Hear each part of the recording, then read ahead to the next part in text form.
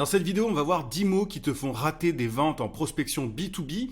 Il y a 10 mots qui sont utilisés par beaucoup d'entrepreneurs et de commerciaux d'ailleurs, et qui n'inspirent pas vraiment confiance, qui ne démontrent pas une certaine autorité. Et du coup, qu'est-ce qui se passe derrière? Les prospects s'en vont et ne convertissent pas. On parle souvent des mots à utiliser en prospection, mais je pense que c'est important de parler de ces mots interdits d'une certaine manière. Donc on va commencer, on va rentrer dans le vif du sujet tout de suite.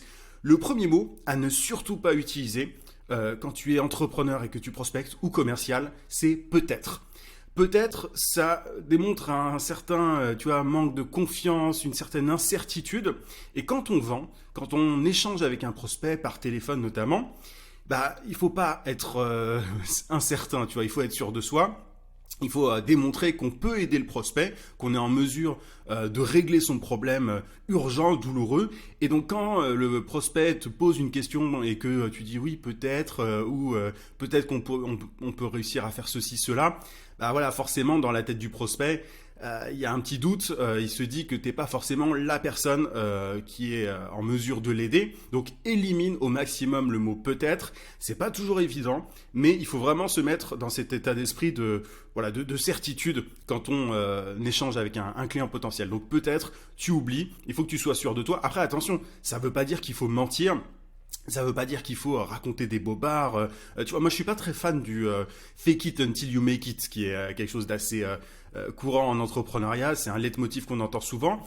Quand on échange avec un prospect, on n'est pas là pour bidonner, pour raconter des bêtises, parce que si tu fais ça, tu vas potentiellement convertir ton prospect, mais derrière ça va mal se passer. Tu vas pas délivrer les résultats, etc. Donc tu vas en pâtir. Ton business va en pâtir. Donc il s'agit d'être sûr de soi, mais pas de mentir non plus. Juste avant de te donner le deuxième mot, si tu n'es pas abonné à la chaîne, je t'invite à le faire. Il y a plus de 900 vidéos aujourd'hui sur la vente, le marketing, l'entrepreneuriat de manière générale, donc ça devrait te plaire. Mets un pouce aussi sur cette vidéo si ce genre de contenu te plaît. Active la cloche de notification également. Je sors une vidéo par semaine, donc ça te permettra de ne pas rater mes prochains contenus. Deuxième mot, c'est le terme honnêtement.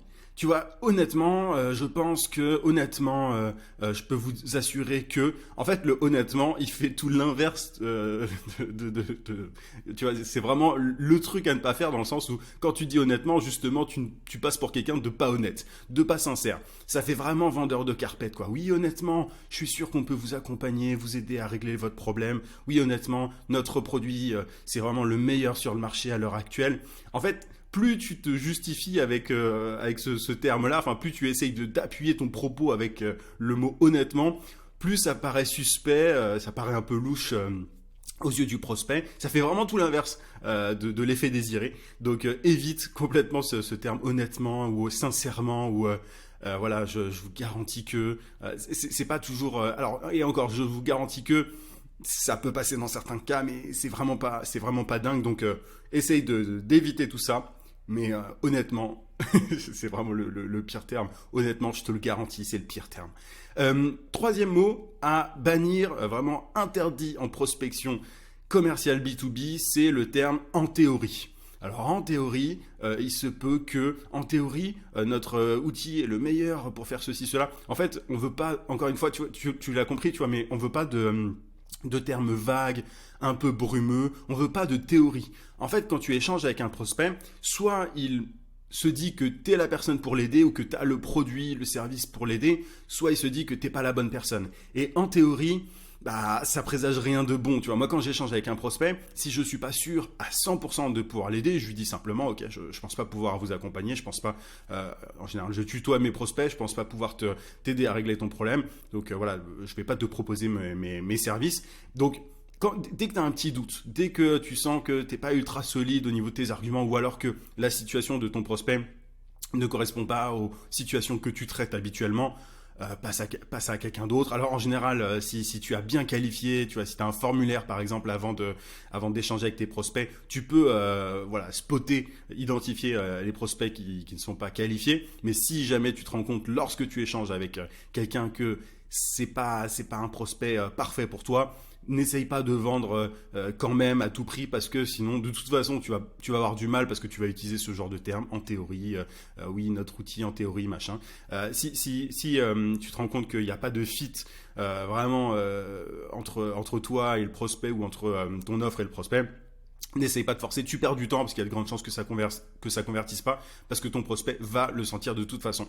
Juste avant de te donner le prochain mot, si tu veux creuser ce genre de sujet, je parle énormément de prospection dans ce que j'appelle mes emails secrets, c'est une newsletter quotidienne. Tu peux t'inscrire en cliquant sur le lien en description, tu peux aussi cliquer sur le i et en t'inscrivant c'est très simple, tu vas recevoir chaque matin à 9h un email rempli de conseils, de méthodes, d'astuces pour trouver plus de clients et pour facturer tes services à prix d'or. Mon meilleur contenu se trouve dans ces emails secrets, il y a plus de 15 000 entrepreneurs déjà inscrits, c'est pour les coachs, consultants, formateurs, freelance, bref pour toutes les personnes qui vendent leurs services à des entreprises de manière générale et qui sont ambitieuses, qui ont envie de propulser leur business au niveau supérieur. C'est vraiment, voilà, il faut être prêt à recevoir ces emails tous les jours, mais si c'est ton cas, tu vas pouvoir accélérer ta croissance. Donc clique sur le lien en description ou sur le i. L'autre mot, alors j'ai perdu le fil, il me semble que c'est le quatrième, c'est une suite de mots d'une certaine manière, c'est pas de problème. Pas de problème. Alors, quand tu dis pas de problème, c'est pareil. En fait, tu sèmes un petit peu le doute dans la tête de ton prospect. Quand tu dis pas de problème, bah c'est un peu, alors déjà ça fait un peu vendeur de carpette. Oui, oui, pas de problème, ne vous inquiétez pas de problème, on peut s'occuper de ça. En fait, le mot problème, le simple fait de l'utiliser, de dire le mot problème, bah en fait il y a un truc inconsciemment qui se passe dans la tête de ton prospect. Il se dit en fait il y a peut-être un problème. Tu sais, il y a plein de phrases comme ça quand tu les dis de façon négative, pas de problème, aucun souci, ce genre de choses. Ça fait l'effet inverse en fait par rapport à l'effet désiré comme je te le disais précédemment. Donc ça c'est un truc moi dont je suis parfois un peu coupable et il faut vraiment se forcer à ne pas le faire. C'est un peu d'éthique de langage dans certains cas, donc pas de problème, essaye d'éviter. Un autre terme un peu différent cette fois, c'est révolutionnaire. Alors ça c'est le grand terme en B2B, tu vois, on utilise... on met en avant un produit révolutionnaire, une formation révolutionnaire, une méthode révolutionnaire. Ça, tout de suite, ça fait bullshit. Si c'est pas Apple ou une grande marque qui l'utilise, honnêtement, et encore, ça fait vraiment bullshit. On n'y croit pas, en fait. Vraiment les superlatifs, tes prospects n'y croient pas. Tu vois, il faut pas prendre les gens pour des idiots. C'est-à-dire que des méthodes révolutionnaires, des offres révolutionnaires, des services révolutionnaires, etc. Ils en ont vu des tonnes. Moi, je sors pas mal de formations. J'utilise jamais la méthode révolutionnaire pour faire ceci, cela, parce que personne n'y croit. Je veux dire, et puis c'est vraiment c'est abusif quoi, comme terme. Donc, il y a des révolutions dans certains secteurs, dans certains domaines, mais ça a été beaucoup trop utilisé, donc plus personne n'y croit. Autre mot à ne pas utiliser, alors deux pour le coup, tu vois, bon, parfois il y en a deux, c'est en fait. En fait, c'est un tic de langage, ça peut être un peu énervant et je l'utilise. Moi, il y a un autre tic de langage que j'ai, c'est voilà, ou en fait, tu vois, tous ces termes-là, il faut vraiment essayer de les éviter. Ça fait pas très fluide, ça montre pas une certaine confiance en soi. Et alors, moi, je suis vraiment pas le meilleur par téléphone. C'est pas le truc dans lequel j'excelle vraiment. Ni d'ailleurs, tu vois, dans les vidéos, j'ai pas mal de tics de langage, etc. Tu peux en avoir un petit peu, mais quand tu échanges avec un prospect, moi, quand j'échange avec un prospect, je suis pas du tout dans la même configuration. Voilà, il faut être beaucoup plus sûr de soi quand tu échanges avec quelqu'un qui est prêt à te payer pour bénéficier de ton service, de ton offre, etc. Autre terme, c'est je crois.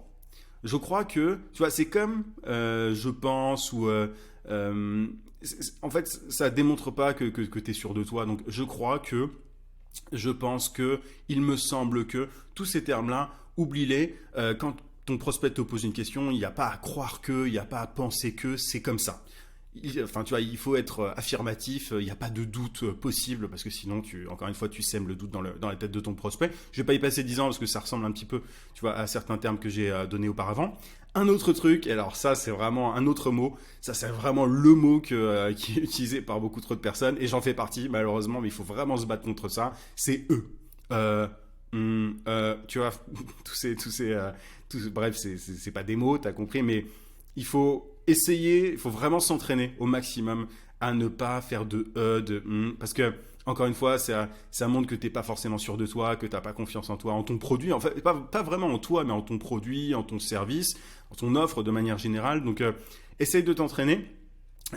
Pour justement, tu vois, là je viens de le faire pour ne pas, je le fais beaucoup dans mes vidéos, je préviens, mais c'est encore une fois, c'est voilà, je suis pas parfait par rapport à ça, et il faut qu'on s'améliore un petit peu tous à ce niveau. Mais eux, c'est vraiment encore une fois un mot à bannir. Un autre terme, ça dépend. Quand un prospect, ça dépend. Le mot interdit, c'est ça dépend, c'est deux mots encore une fois. Si ton prospect te pose une question et que tu lui dis ça dépend des cas, etc. Encore une fois, bah, tu montres pas une certaine solidité dans ton argumentaire, dans ton produit, dans ton offre. Il faut dire, dans tel cas, la réponse c'est ça, et dans tel cas, la réponse c'est ça. Mais ne dis pas ça dépend, parce qu'encore une fois, le prospect se dit que bah, c'est pas solide, c'est pas carré quoi. Et dernier mot à ne surtout pas utiliser qui te fait rater des ventes, c'est en gros. En gros, ça, c'est vraiment le pire truc. Enfin, c'est pas le pire, il y a plusieurs de ces mots qui sont vraiment pas terribles, mais en gros, ça montre que. C'est pas que ça montre que tu maîtrises pas ton sujet, mais encore une fois, ça montre que tu t'es pas précis en fait. Et t'as des prospects qui n'ont pas besoin d'une grande précision, mais t'as un certain type de personnalité qui va rentrer dans les détails, qui va te demander des choses. À la fin de l'appel de vente, par exemple, t'as des prospects qui vont te demander des détails, des chiffres, etc. Et si t'es en gros, si t'es un peu en hauteur et que t'es pas prêt à leur donner les informations exactes qu'ils recherchent, ils vont se dire que c'est pas sérieux, que c'est pas assez carré pour eux, et ils vont se barrer. Donc voilà pour les 10 mots qui te font rater des ventes en prospection B2B. Il y en a sans doute d'autres. D'ailleurs, n'hésite pas à les mettre en commentaire, ça m'intéresse. Je peux pas tous les mettre évidemment, mais ça fait partie des mots que j'entends dans la bouche de certaines des personnes que j'accompagne, et souvent je leur dis d'éviter ça, de s'entraîner un maximum pour les éviter, pardon. Je te rappelle que si tu veux aller plus loin sur ce genre de sujet, sur la prospection B2B notamment, j'ai mes emails secrets qui t'attendent. Tu peux cliquer sur le lien en description ou sur le i pour recevoir mes emails quotidiens remplis de conseils, de méthodes, d'astuces pour décrocher plus de contrats. Je te souhaite plein de succès en tout cas, et je te dis à très vite.